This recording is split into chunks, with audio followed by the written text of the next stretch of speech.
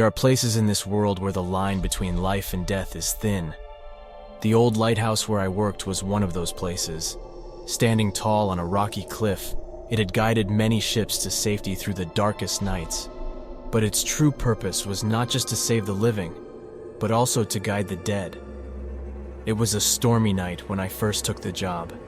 The wind howled and the sea churned violently below. As I climbed the spiral staircase to the lantern room, I felt a heavy sense of responsibility settle on my shoulders. I had to keep the light burning, to help both the living and the dead find their way. Little did I know the task was more complicated than it seemed. For the first few weeks, everything was as I expected.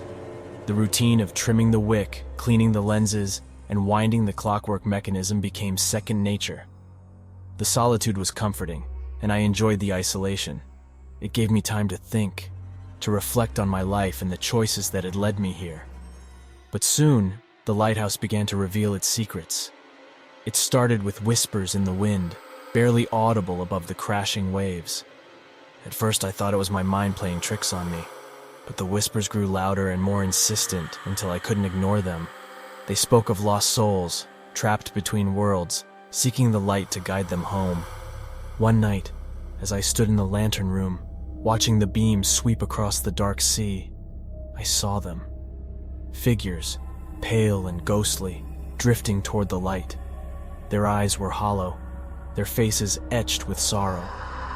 They passed through the walls of the lighthouse, moving toward the beacon as if drawn by an unseen force. I watched in silent horror as they climbed the stairs, one by one, until they disappeared into the light. I realized then that the lighthouse was more than just a guide for ships. It was a gateway, a passage for the dead to cross over to the afterlife, and I was their keeper, their guide. It was a heavy burden, but one I accepted with a sense of duty. I kept the light burning, night after night, guiding the spirits to their final rest. Yet, as time passed, I began to notice a change. The spirits were not passing through the light as they should. Instead, they lingered, growing restless and agitated. The whispers turned to cries, echoing through the empty halls of the lighthouse. Something was wrong, and I had no idea how to fix it. Desperation drove me to examine every inch of the lighthouse, hoping to find some clue. I searched the lantern room, the storage rooms, even the basement, but nothing seemed out of place. The machinery was in perfect working order, the light as bright as ever. It was as if the very air had grown heavy with unresolved sorrow. One evening, as I was cleaning the lenses, a sudden cold breeze swept through the room. I turned, expecting to see an open window, but there was none. Instead, I saw a figure standing in the shadows. It was a man, his face hidden in darkness. He spoke, his voice a low murmur that seemed to resonate within my very soul. "You cannot save them," he said. "You are the reason they cannot move on." I protested, insisting that I was doing everything I could. But the figure shook his head. "You are the last lightkeeper," he said. "The curse binds you to this place. As long as you remain, the gateway will stay open." It was then that I understood. I had been dead for years, my own spirit unresolved. The lighthouse was not just a guide for the dead, but a prison for me. My presence kept the gateway open, trapping the souls of the dead and preventing them from moving on. Despair washed over me as I realized the futility of my efforts. I had been fighting a losing battle, trying to maintain a balance that was impossible to achieve. The spirits' cries were not just for guidance but for release, and I was the one holding them back. In a final act of desperation, I extinguished the light. The darkness swallowed the lighthouse, and the cries grew louder, more desperate. I prayed for forgiveness, for the release of the souls I had trapped. And then, in the silence that followed, I felt a sense of peace. The spirits began to move on, passing through the gateway to the afterlife. The cries turned to whispers, then to silence. I felt a weight lift from my shoulders as the curse was broken. The lighthouse, once a place of sorrow and despair, became a beacon of hope once more. I remained in the darkness, waiting for my own release.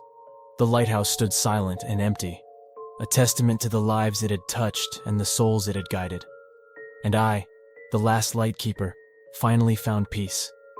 In the end, the light was not just a guide for the living, but a beacon of hope for the dead. It was a reminder that even in the darkest of places, there is always a glimmer of light. And sometimes, that light is all we need to find our way home.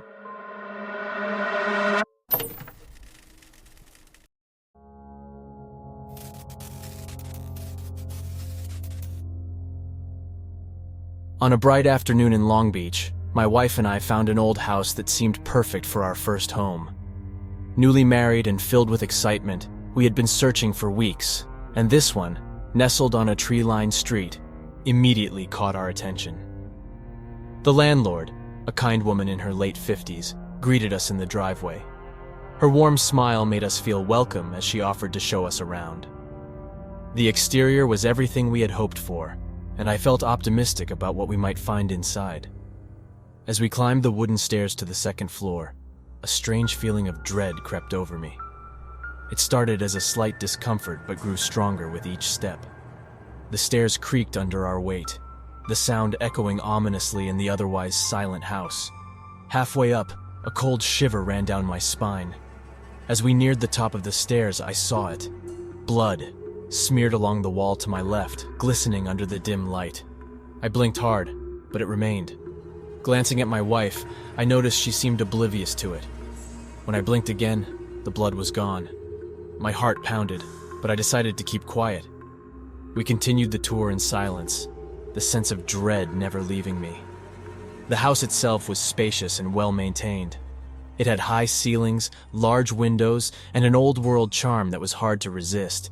But no matter how attractive the house seemed, I couldn't shake the sense of dread that had settled in my gut. As we walked through the hallway, I suddenly heard faint whispering voices. They seemed to come from all directions, echoing softly through the walls. I stopped, straining to catch any distinct words. But the whispers remained elusive, just on the edge of hearing.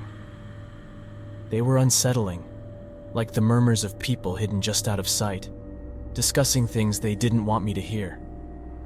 I glanced at my wife to see if she had noticed, but she was engrossed in examining the intricate woodwork on the banister. In the kitchen, a strange, acrid smell hit me. It was faint but unmistakable, like something burning. I looked around for the source, but there was nothing out of place. The landlord, noticing my puzzled expression, asked if everything was all right. I nodded, forcing a smile, but the smell lingered, mixing with an underlying scent of rot that made my stomach turn.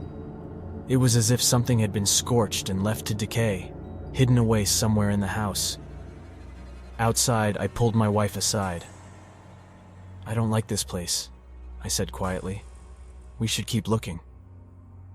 She looked at me with a mix of surprise and relief.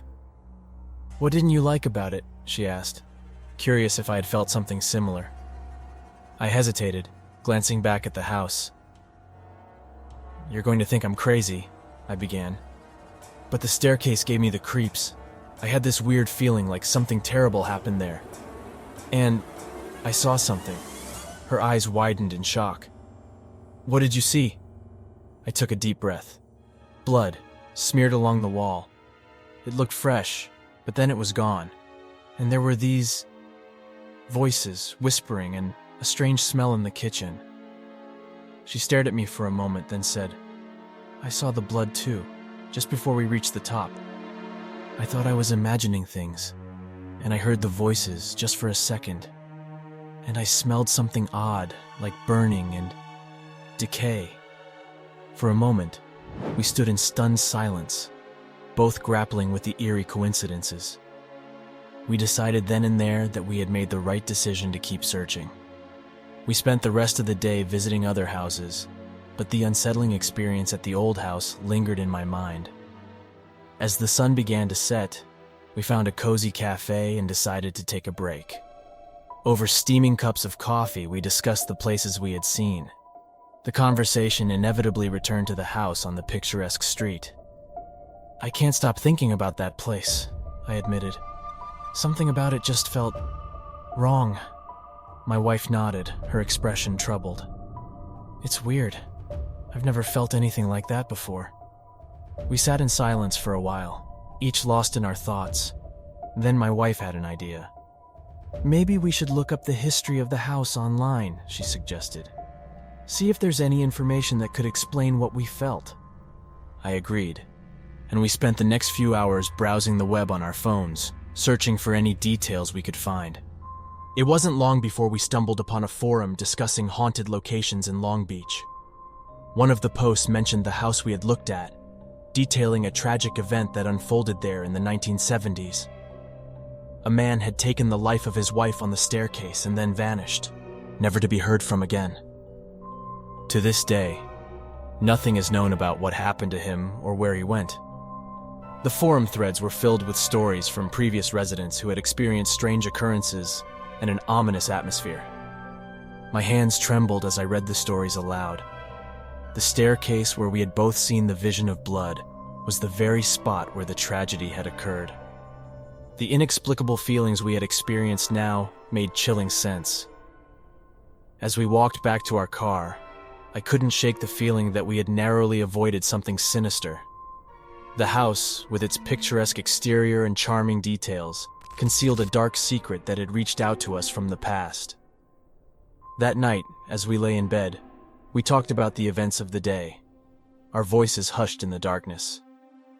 We knew we had made the right decision to walk away from that house, and it brought us closer together, knowing we could trust each other's instincts. In the end, we found a lovely house in a different part of town. It wasn't as charming as the old house, but it felt right.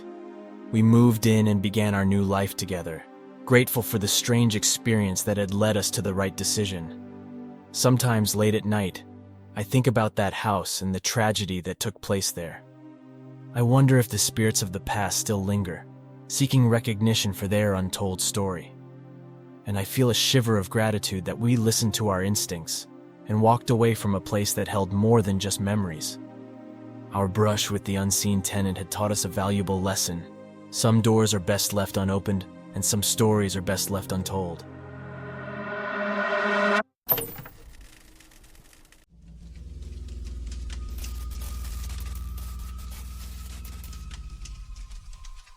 When you inherit something, you inherit its history too.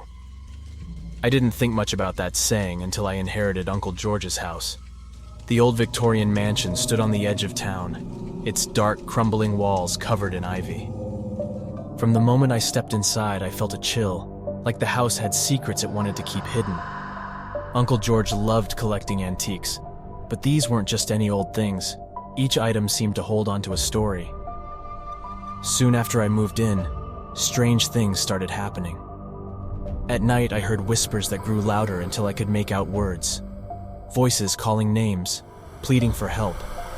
Objects moved on their own, and shadows seemed to flicker where there was no light. One sleepless night, I wandered into the library. An old cracked leather book on a high shelf caught my eye. When I touched it, I was pulled into a vision. The room grew cold, and I could see my breath. A young woman in a white dress stood by a window, tears running down her face. She whispered the name Joshua and begged for forgiveness. I could hear the sound of waves and smell the salty sea air. When the vision ended, I knew I had to help the trapped spirits by solving their unfinished business. I started digging into the house's history. I found out about Sophia and Joshua. They were engaged, but Joshua never came back from a sea voyage. Sophia waited by the window every day until she died. Among the collection of antiques, I discovered an old diary that had belonged to Sophia. Hidden between its pages was Joshua's final letter, never read by her eyes. It seemed that the letter had been tucked away and forgotten, perhaps placed there by a previous owner of the house or a family member who found it but never knew its significance. I read it aloud in Sophia's favorite spot in the garden. As I did, I could feel the depth of Joshua's love and his desperate plea for Sophia to forgive him. His words were filled with regret and a longing for the future they were supposed to have. A gentle breeze rustled the leaves, and I felt her sorrow lift. Her spirit finally found peace. Each spirit had a story like Sophia's. A soldier who never got his lover's last words, a child who lost her favorite doll, an artist whose masterpiece was never finished. Each task was hard, but with every spirit freed, the house grew quieter. The whispers faded, replaced by a calm I hadn't felt before. I felt like I was restoring balance, not just to the house, but to myself. One spirit, though, resisted my efforts. I first saw him in a cracked attic mirror. His reflection was always there, watching but silent. He seemed familiar, yet I couldn't place him. The more I tried to learn about him, the more confused I got. It was like he was there just to keep me on edge.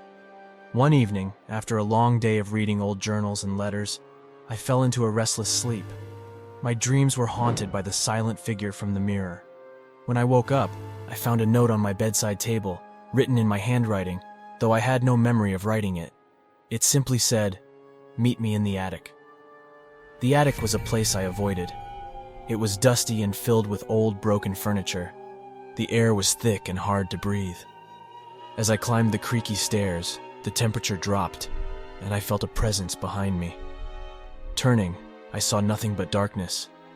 Reaching the attic, I found the mirror glowing with an eerie light. For the first time, the spirit spoke. "I am you," he said, his voice echoing mine. "I am what you will become if you keep doing this." I felt a chill as his words sank in. This spirit was my future self, trapped in the house by my actions. He explained that every spirit I freed brought me closer to my own end. The house thrived on my goodwill, trapping me with each act of mercy. Desperation gripped me. "But I'm helping them. How can that lead to my death?"